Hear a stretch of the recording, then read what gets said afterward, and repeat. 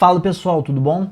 Bom, eu compartilhei no LinkedIn que eu estava participando de um workshop de Growth Hacking com o Sean Ellis, tá? O Sean Ellis que é criador do termo Growth Hacking, então eu fui buscar conhecimento direto na fonte e vou compartilhar com vocês esse conhecimento, tá? Eu ia escrever só um artigo, acabei montando a apresentação e gravei um vídeo, então quem quiser depois também pode baixar a apresentação no SlideShare, beleza?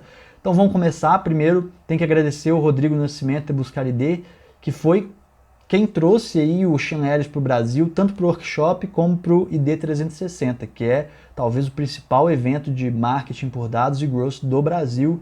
Então queria agradecer e parabenizar o Rodrigo e a Buscar ID por conseguir fazer isso acontecer, trazer o Sean Ellis pela primeira vez no Brasil, beleza?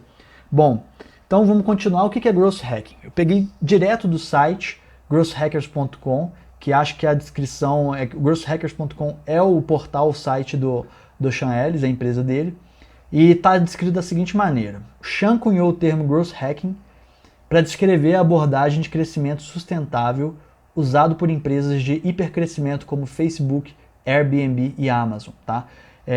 Por que eu gostei dessa descrição? Porque tem muita gente falando muita bobagem no mercado sobre Growth Hacking, cuspindo regra, falando coisa que não sabe, e o Sean é o criador do termo e ele trabalha com isso, então, e ele não clama que ele criou o Growth Hacking, ele criou o termo para descrever algo que já existia, e aí ele transformou em outra coisa, e é o que eu vou explicar para vocês aqui, tá? Quem que é o Sean Ellis? Então, ele é hoje CEO da Growth Hackers, que é o portal que eu falei, tem um software que chama North Star, que é para gestão do processo de time que trabalham com crescimento, tá? Ele é CEO da Coralu, que é uma startup que ele fez que ele conseguiu um investidor para comprar e aí depois ele vendeu. Enfim, é uma empresa que trabalha com análise e coleta de dados de satisfação de clientes, de produtos, né? Ele foi o primeiro marketer do Dropbox, do Eventbrite. Então, o Dropbox tem um dos principais cases, talvez o maior case de growth do mundo, e eu vou explicar esse case aqui, algumas coisas bem legais. Ele é a principal referência de Growth Hacking, ele criou o termo, então criou até de forma casual. Ele estava num bar e parece que ele estava descrevendo um tipo de profissional que ele queria trabalhar, que trazia várias habilidades que muitas vezes não eram habilidades que um profissional de marketing tradicional teria, né? E ele é autor do best-seller Hacking Growth, onde ele explica a metodologia dele, ele explica como que ele aplica isso, tá? Bom, então eu vou falar eu separei em 3 tópicos principais. Primeiro, pirâmide de crescimento. Eu vou mostrar aqui o que o workshop falou de quais são os passos, quais são os níveis de crescimento da empresa. É uma visão geral de quais são os passos que uma empresa passa até atingir um crescimento exponencial. 1 ano de aprendizado em 15 minutos. Então eu falei no LinkedIn também que em 3 horas eu aprendi o que eu consumiria em 1 ano, mas também estudei e conversei com outros profissionais de growth do mercado nos últimos 12 meses. Então eu vou trazer literalmente 1 ano de aprendizado em 15 minutos nesse tópico. E por último, a descoberta que pode fazer qualquer negócio crescer. E aqui eu já vou adiantar, não é nada milagroso, não é nada mágico que vai ser do dia para a noite, mas é algo que mudou completamente meu mindset, que me colocou para pensar, porque não é uma coisa muito convencional, principalmente no Brasil, tá? Então vamos lá. Primeiro, antes de começar também falando dessa polêmica de marketing versus growth hacking, tá? Eu acho que é legal você tomar cuidado com que as pessoas estão falando de growth. O objetivo meu nessa apresentação é deixar muito claro o que é growth, para você saber o que não é growth quando aparecer na sua frente alguém vendendo. Tem muita gente que fica vendendo, que faz growth, mas na verdade é marketing digital com glacê. O que eu quero dizer com isso? Tá, eu sou profissional de marketing digital, eu trabalho com isso já desde 2011. Então, o marketing digital você tem diversas atividades. Você tem anúncios em mídias sociais, anúncios no AdWords, automação de e-mail, você tem diversas atividades. E não necessariamente todas essas atividades você está trabalhando com growth. Você pode trabalhar objetivos diferentes, mas tem gente que pega essas atividades, empacota, coloca um glacê, enfeita e fala que é growth hacking. Então, eu vou mostrar para você aqui que você tem que tomar cuidado quando alguém te oferece growth, porque muitas vezes não é growth e estão te vendendo isso, tá? Growth hack é uma questão de contexto, decisão e precisa do envolvimento do presidente da empresa para que os processos aconteçam, tá? Tem 3 coisas importantes aqui. Primeiro, contexto. Empresas de base tecnológica e de alto crescimento no Vale do Silício têm mais contexto que outras, como é o caso de um bar na esquina, tá? Então, uma startup que precisa crescer para não morrer, ela precisa de growth, ela precisa pensar e focar em crescimento. Já o bar da esquina, se quiser ficar 20 anos faturando a mesma coisa sempre e sem crescer, beleza, é questão de decisão, tá? Mas algumas empresas são obrigadas a decidir, como é o caso de uma startup. Outras, como o bar da esquina, não precisam decidir crescer. E precisa do envolvimento do CEO. Isso é uma coisa que eu achei bem legal, porque se o presidente da empresa não estiver comprometido com o crescimento, simplesmente não vai acontecer. Tá? Isso foi um dos desafios, principais desafios que o workshop levou lá. Então, se o CEO não estiver comprometido, se você quiser fazer growth na sua empresa e você não é o presidente, ou mesmo se você tem um sócio e não está todo mundo comprometido com crescer, não adianta, não vai dar certo. Mas como que o CEO ajuda? Bancando, investindo e acreditando no processo, tá?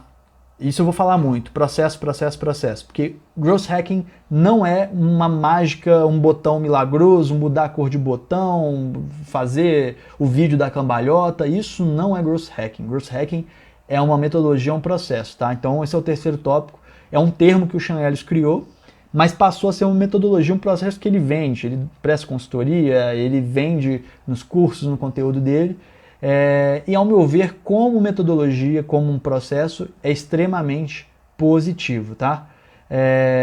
Aqui tem uma frase que eu peguei do artigo da minha colega, ex-colega de trabalho, Thaís Bittencourt, que é inbound marketer na Hotmart, e ela fala, uma das vantagens da metodologia desculpa, é que ela consegue colocar pequenas e médias empresas competindo com empresas grandes e já estabelecidas, tá?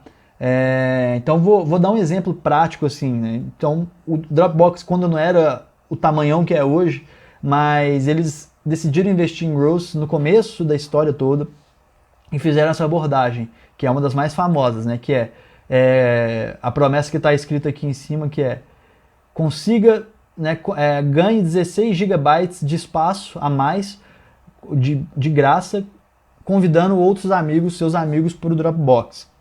O que era isso? Você tem o Dropbox, que é para armazenar arquivos, né, online, na nuvem, e convidando seus amigos, o Dropbox te dava 16 GB a mais de espaço lá.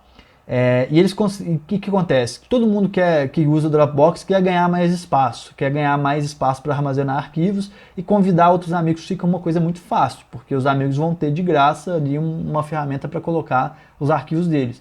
Então, fica uma abordagem fácil, e eles conseguiram ganhar muita tração com isso, eles conseguiram crescer muito, e eles consideram que eles economizaram milhões de dólares em anúncios que eles gastariam para conseguir o mesmo tanto de usuários que eles conseguiram em tese de graça. E isso foi uma metodologia pensando em crescimento, tá? Como que eu faço crescer sem precisar investir mais? Ou se eu for investir, como é que eu preparo para valer cada centavo, né? Essa é uma das abordagens mais famosas. Mas também vocês vão ver que não foi mágica, isso aqui foi trabalho, foi processo, foi time, né? Então não existe mágica. Então vamos lá, pirâmide do crescimento. Eu vou passar rapidamente por esse conceito, que é uma visão geral. O Sean Ellis, ele falou várias vezes e começou falando isso, crescimento é um esforço de time. Então não adianta você contratar uma pessoa que vai ficar preocupada na empresa com isso se você não estiver envolvido com crescimento, ou se as pessoas da empresa não tiverem comprometimento com o crescimento da empresa. Então é um esforço de time, tá? O que ele considera aqui o nível 1? Primeiro nível aqui, que é o Product Market Fit. Ele coloca esse level 1, e eu acho que é o mais importante, eu vou até gastar um pouquinho mais de tempo explicando, como a fundação para crescer. O que é o Product Market Fit? Numa tradução literal seria a aderência do seu produto ao mercado. Ou seja, o quanto que seu produto encanta, e ele é útil, e ele consegue se tornar parte do dia a dia, da rotina daquele cliente, né? Para descobrir isso, né, para descobrir se seu produto é bom o suficiente para ganhar atração e crescer, ele sugere você fazer uma pergunta: como você se sentiria se você não pudesse mais utilizar esse produto, ou se esse produto desaparecesse amanhã? Então ele fala que se 40% das pessoas responderem que ficariam muito desapontadas, né, com o seu produto desaparecer, significa que você tem um bom product market fit e aí você pode dar o próximo passo para o crescimento. Se menos que 40% das pessoas responderem, né, responderem coisas como ficaria mais ou menos desapontados, ou ficaria bem desapontado, ou eu não ficaria desapontado, então você tem gargalo para resolver no seu produto para que ele se torne um must have, né, tem que ter esse produto. Ele diz que sem isso você não consegue dar os próximos passos para crescer. Então você tem que mexer no seu produto, na sua oferta, no seu onboarding, enfim, na forma como você ativa seu cliente. Segundo passo, você já está pronto para crescer, já fez a fundação do Product Market Fit muito bem feita, aí você tem que definir a sua métrica norte, que é a North Star Metric, que eu vou explicar depois. Tá? Tendo isso definido, é a hora de construir time, estabelecer os processos e documentar os aprendizados. Fazendo isso, aí no nível 4, você já tem um alinhamento do time, e aí o time já está testando e conseguindo gerar impacto de crescimento, tá? E aí passa para o nível 5, que é a empresa inteira 100% comprometida com o crescimento. Então do nível 3 para cima é basicamente um passo a passo que ele te dá. Então assim, você precisa do time para começar um embrião disso, de focar em growth. Você tem lá o time, né? Depois que você tem o time e ele está organizado, começou a fazer os testes, aí vai aumentando o volume de teste e começa a dar resultado no nível 4. Que aí é para provar para a empresa que, opa, esse método funciona. Provou para a empresa que funciona, aí é como se o growth fosse contaminando todo mundo. Todo mundo da empresa ficaria 100% comprometido com o crescimento da empresa. Eu estava vendo uma entrevista do CEO do Slack. Slack, se você não conhece, é uma plataforma de conversa, de comunicação para escritórios, para profissionais que, enfim, trabalham remotamente ou não em escritório. E foi recorde de taxa de crescimento histórico, assim, acho que nenhuma empresa teve uma taxa de crescimento tão grande igual foi o Slack, em base de usuários, tá? E o CEO do Slack disse que nunca contrataria um profissional de growth. Mas é porque ele não valoriza growth? Não, mas é porque a empresa inteira já está comprometida com growth. Por que ele vai contratar uma pessoa para ficar comprometida com growth se a empresa inteira está comprometida, né? É mais ou menos essa lógica. Conversei também com o Aloysio Ferreira, que é meu colega, meu amigo, trabalhou comigo sendo consultor quando eu era gerente na Casa Mineira, imobiliária. Ele é coordenador de growth da Resultados Digitais. E eu conversei bastante com ele, tentando extrair o que ele estava fazendo de growth, como é que era o trabalho dele, como é que era o processo. E ele disse uma coisa que era isso daí: growth deve expandir e ser uma cultura da empresa toda, não só de um setor.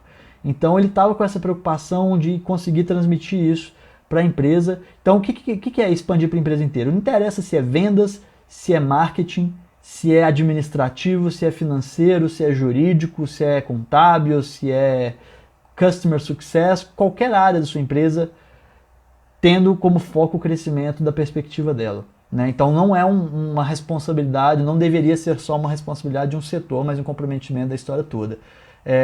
O Rafael Damasceno, que é um dos caras que eu mais respeito aí no mercado digital, tem essa historinha que ele fala numa palestra do RD, que depois eu busquei no artigo lá da RD, que para mim exemplifica muito bem isso tudo, né? A história é o seguinte: um homem tem uma galinha e um porco. Ele diz aos animais que devem fazer um café da manhã diferente todo dia por um mês. Ou então ele irá preparar uma refeição com ovo e bacon ao final desses 30 dias. O resultado é que a galinha ficará apenas envolvida pela tarefa, já que sua vida não corre risco, enquanto o porco estará 100% comprometido para evitar a frigideira.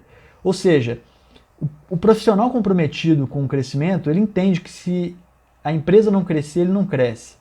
E se está todo mundo comprometido com o crescimento, e esse profissional não está, ele vai rodar. E a realidade é bem essa aí em empresas que querem crescer, tá? Bom, eu vou falar agora de um ano de aprendizado que eu tive. Além desses, lógico, mas de um ano de aprendizado que eu tive e vou passar em 15 minutos ou menos aqui para você, beleza?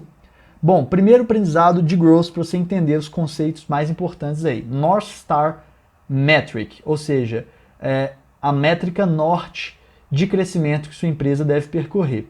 O Chan ele fala o seguinte: você deve ter uma métrica que quantifique o valor que você entrega com o seu produto para o cliente ou para os seus stakeholders. e concentrar seus esforços para alcançá-la, tá? Aqui tem exemplo de duas métricas nortes, do Facebook e do Uber. Meu rosto está aqui na frente da do Facebook, mas vamos lá.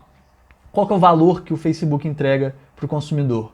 É você poder ver a atualização dos seus amigos. E a métrica norte deles é o número de usuários ativados quando esse usuário consegue adicionar 7 amigos em 10 dias, o Facebook entende que ele entregou valor, que esse consumidor, que esse usuário, ele tem mais chance, a maior probabilidade de continuar no longo prazo frequentando e consumindo a plataforma, tá? No caso do Uber, qual que é o valor que entrega? Ele paga dinheiro para os motoristas e entrega corridas para os passageiros. Então, como que eles medem isso? Acompanhando as corridas semanais. E como que ele sabe que ele entregou valor pro cliente? Quando o passageiro faz a sua primeira corrida. Então, o Uber procura isso incessantemente. Ele investe todos os esforços para fazer isso da melhor maneira possível, tá? E aí, só que para você definir a sua métrica, você precisa entender a relação que tem no seu funil. Esse aqui é o funil pirata de Growth. O trocadilho é um pouco tosco, não vou nem explicar, depois você tenta entender por conta própria aí por que é o funil pirata. Mas são 5 etapas. Aquisição, que é trazer novos clientes, seja com mídia, seja com inbound, seja com conteúdo, enfim, das maneiras que tem que trazer novas pessoas, né? E normalmente é a última etapa onde Growth vai atuar, tá? E você vai entender isso também no decorrer por quê. Depois, ativação, que é justamente entregar o valor na primeira experiência para o usuário, né? Como é que o usuário vai experimentar e vai tirar valor do uso do produto. Depois que ativou, aí eu trabalho para retenção, ou seja, como manter o meu usuário acessando, consumindo o meu produto. Isso vale para empresas SaaS, né, que são Software as a Service, como Netflix, Spotify, que você paga mensalmente e usa todo dia, mas também pode servir para outras empresas, como, sei lá, um restaurante. Você quer que aquele cliente seu volte sempre no restaurante, tá? Mas é só um exemplo. Revenue, receita, como que eu monetizo, né? Como que eu transformo esses usuários em clientes que vão me pagar, né? E nem sempre, eu vou mostrar depois do case do Spotify, como que eles sacrificam a receita para garantir uma ativação perfeita, tá? Vocês vão ver que essa é uma mudança de mindset grande. E referral, ou seja, os meus usuários estão tendo uma experiência tão positiva que eles vão indicar para outros usuários, e que estratégias, que testes eu posso fazer para otimizar isso. Então, se você entende a relação dessas etapas, né, de como que um cliente entra, como é que eu ativo ele, como é que eu retenho, como é que eu faço com que ele me gere receita e oxigênio para a empresa, e como que ele vai compartilhar esse meu produto e a experiência que ele teve com outros usuários. Entendendo isso, levantando dados, informação, isso é outra coisa. Growth é totalmente baseado em dados. Se você não tem dados, se você não tem informação, você vai seguir um caminho errado com certeza, tá? Então, entendendo a relação disso aqui, você chega na sua métrica norte, beleza? E depois que você chega na sua métrica norte, você começa a levantar ideias de teste para você fazer. Então você vai levantar as suas ideias, vai priorizar elas, vai analisar, ver o que eu vou medir dessas ideias, o que está acontecendo, quais são os problemas que impedem minha empresa de crescer. E aí você vai pegar o principal problema e vai focar nele. Aí você vai gerar ideias e hipóteses e vai testar. O teste funcionou? Se sim, se automatiza, você aplica ele em outras situações e tenta ganhar escala com isso, tá? Se não funcionou, então você documenta e aprende com aquilo, tá? Então, por que não funcionou? O que eu deveria ter feito? O que pode não funcionar nas próximas? O que vira regra, entre aspas, né?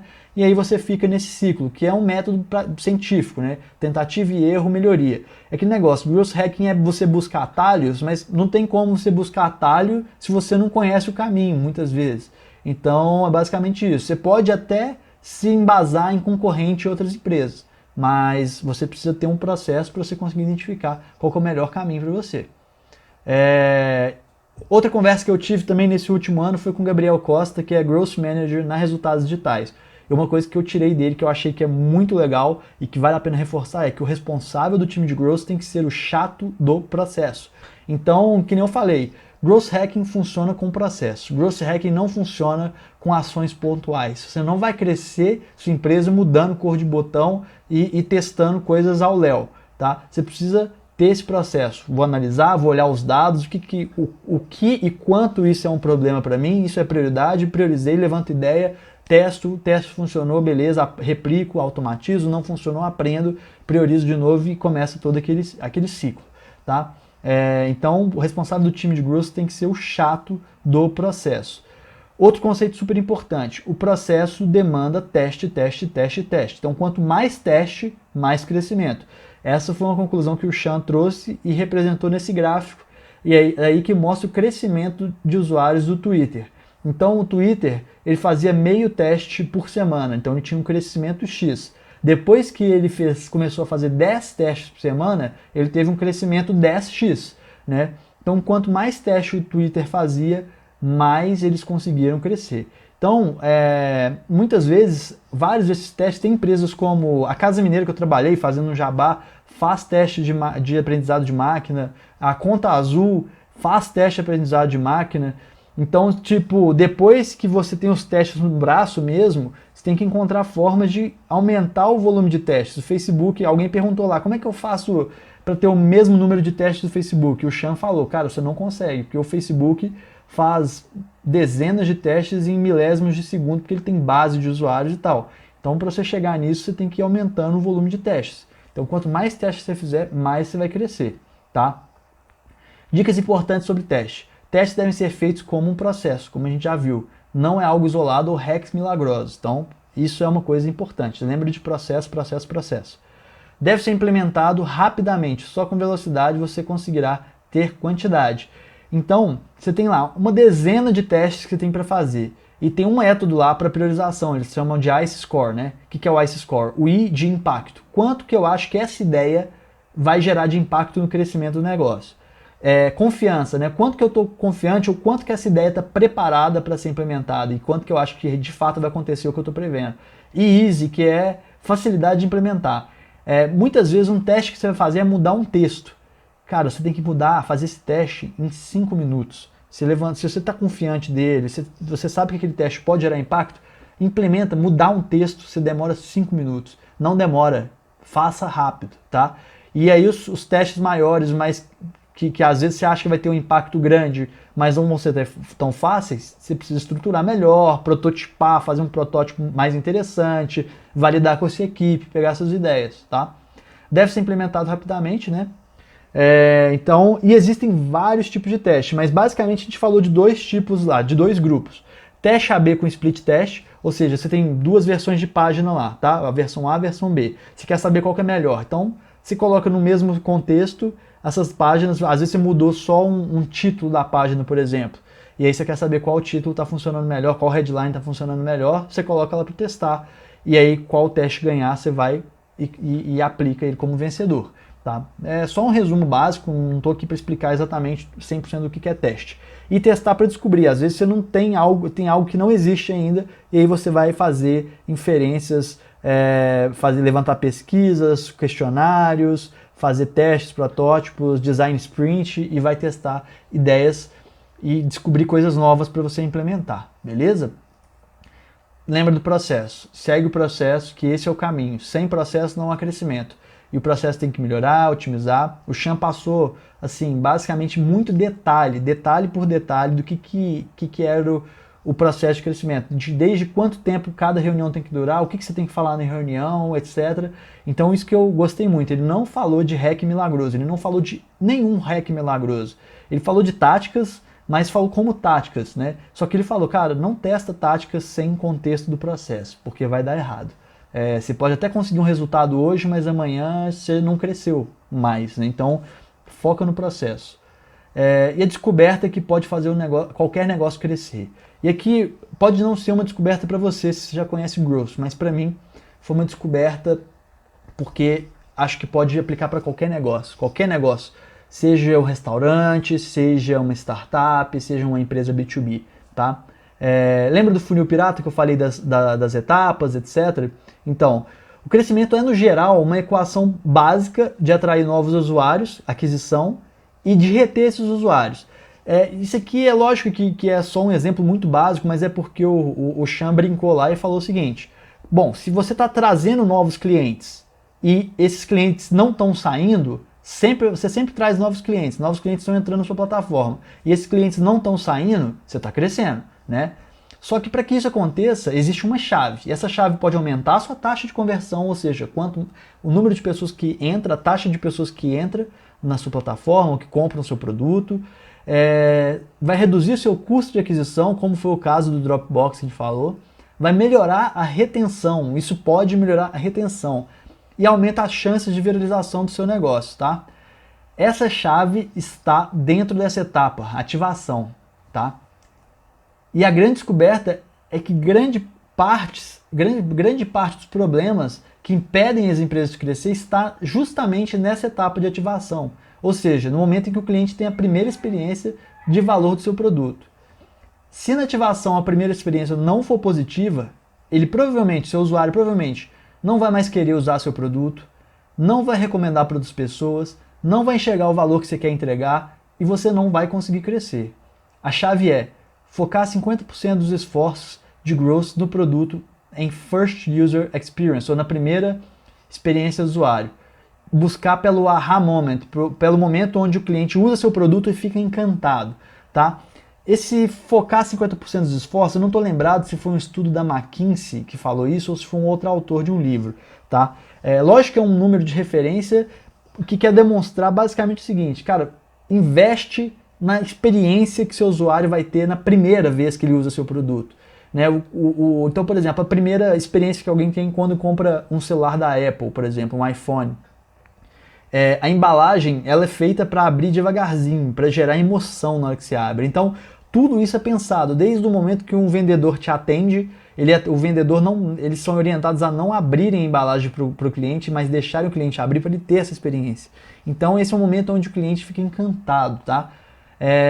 Ele deu um exemplo muito claro de como que isso influencia no crescimento, que é do LogMeIn, que é um case que ele levou várias vezes, que o Sean Ellis participou, então foi um dos grandes cases dele.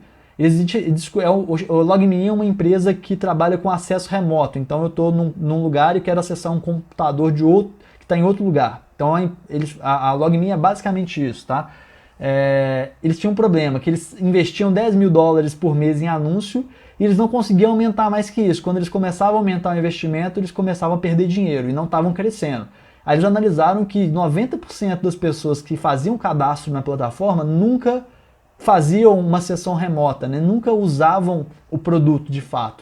O que eles fizeram? Juntaram um produto, marketing, engenharia e resolveram esse problema. Depois que eles resolveram o problema, eles aumentaram em 10 vezes a taxa de uso do produto, conseguiram escalar em 100 vezes com lucro o investimento em anúncios, e hoje a LogMeIn é uma empresa que vale mais de $4 bilhões listada na Nasdaq, que é a bolsa americana, tá? Esse aqui é um exemplo rápido do Spotify. Eu sou fã do Spotify, uso diariamente, e a principal métrica seria a métrica chave para eles, o aha moment deles, eles acompanharem o tempo investido em ouvir música. Então, quanto tempo que o usuário está ouvindo música no Spotify. Então, aqui para trás nas input metrics, são métricas que as pessoas da empresa vão trabalhar para dar reforço para essa métrica principal, beleza? Então, exemplificando, tá? Primeira abordagem que as pessoas têm do Spotify é adquirir gratuitamente. As pessoas ouvem música gratuitamente no Spotify, tá? Eu comecei assim, provavelmente se você usa Spotify, você também começou assim. Baixa o Spotify e usa de graça. Veja que por que ele oferece de graça? Ele tem os anúncios lá, que são anúncios com contexto, não são anúncios que incomodam tanto, mas ele quer que você ouça o máximo de minutos de música possível, tá? E ele não está cobrando nada por isso. Ele faz os anúncios para conseguir monetizar e bancar a operação, mas ele não cobra nem um centavo seu para você ouvir o máximo de música que você quiser. Então aqui é um print aqui do Spotify, né? Tem lá as playlists, tem lá o seu player onde você consegue ouvir música. Aqui foi uma campanha que eles fizeram recuperando, e olha o tanto que é importante essa métrica de tempo gasto. É o maior número ali, 103.039 minutos de músicas que esse usuário escutou, né? Eu lembro, eu procurei o meu, não consegui achar, que eu não salvei, mas para eles isso aqui é a métrica que mais importa, tá? E o que acontece? Quando um usuário atinge um determinado número de minutos que eles consideram importante lá, eles fazem essa oferta. Adora ouvir música uma atrás da outra? Então o Spotify Premium é para você. Aqui ele identifica que o usuário já ouve, já escuta a música. E aqui ele tenta transformar o usuário da maneira mais rápida e eficiente possível de um usuário gratuito para um cliente. Ele oferece 3 meses de Spotify Premium por R$ 1,99. E o Spotify Premium é sensacional, incrível, não tem anúncio, tá? E ele coloca uma escassez aqui, a oferta termina no dia 26 de junho de 2017, obter Premium. E eu não sei você, mas eu sou Premium do Spotify e o meu processo foi exatamente esse. Contratei por 3 meses e já tem mais de 2 anos que eu pago o Spotify, porque depois de 3 meses que você pagou R$1,99, ele começa a cobrar lá os R$16, não lembro se é 16 ou R$26, plano familiar, enfim, então já tem mais de 2 anos que eu pago todos os meses para o Spotify, o valor cheio, R$26, que seja R$15, R$16 por mês. Imagina isso em milhões de usuários, imagina aí 10 milhões de usuários pagando R$16 por mês, tá? Então o processo, e veja que lá no começo e também nessa oferta, eles sacrificam o lucro para ativar o usuário da melhor maneira possível, para o usuário ter o aha moment. E eles sabem que o usuário teve o aha moment quando o usuário atinge um número de minutos ouvidos de música no Spotify. Aqui é um exemplo do Kindle copiando essa tática para ativar 3 meses por R$1,99, tá? E para fechar, o que o Sean falou? No fim do dia, crescimento se resume a você ter um grande volume de usuários com uma ótima experiência ao usar o seu produto e compartilhando sua satisfação com os outros, no bom e velho marketing boca a boca. Ele até colocou aqui que o crescimento, né, a frase dele mais precisa foi: o crescimento de longo prazo se resume ao marketing boca a boca. Ou seja, tem envolvimento com marketing. Espero que você tenha gostado desses conceitos todos. Eu acho que assim, o que eu coloquei aqui foram conceitos amplos. Eu vou buscar mais cases para compartilhar no LinkedIn também, mas são esses os ensinamentos que eu acho que te colocam na trilha do que é growth e do que não é. Como que eu faço, o que eu não faço. O que estão me vendendo que é growth, o que estão me vendendo que de fato não é growth, tá? Bom, eu espero que você tenha gostado dessa apresentação. Eu sei que ficou um pouco longa. Se você tiver paciência para acompanhar, eu tenho certeza que vai ter extraído muito conteúdo disso. Lembrando aí que usa essa descoberta, né? Descoberta foca no aha moment, foca naquela métrica, no seu usuário ter a primeira experiência memorável, tá? Independente do seu negócio, se é um negócio B2B, como que você pode fazer para que ela seja a melhor experiência, o primeiro contato que ele vai ter com você ser a melhor experiência possível. Se você tem um restaurante, o que você pode fazer para aquela primeira experiência que ele vai ter ser inesquecível, né? Se você tem uma plataforma de SaaS, foca nisso, converse com o seu time de produto, converse com o seu time de growth, vê se faz sentido para o seu negócio, tá? Se você gostou, você pode entrar, se você estiver vendo no LinkedIn, comenta aqui embaixo, se você estiver vendo no YouTube, comenta aí também, me dá sugestão, me fala o que você achou do vídeo, tá? E é isso daí, meu LinkedIn tá aí, o link para você acessar, se você quiser se conectar comigo, e acessa meu site também, que esse artigo tá completo lá, beleza? Muito obrigado e até a próxima.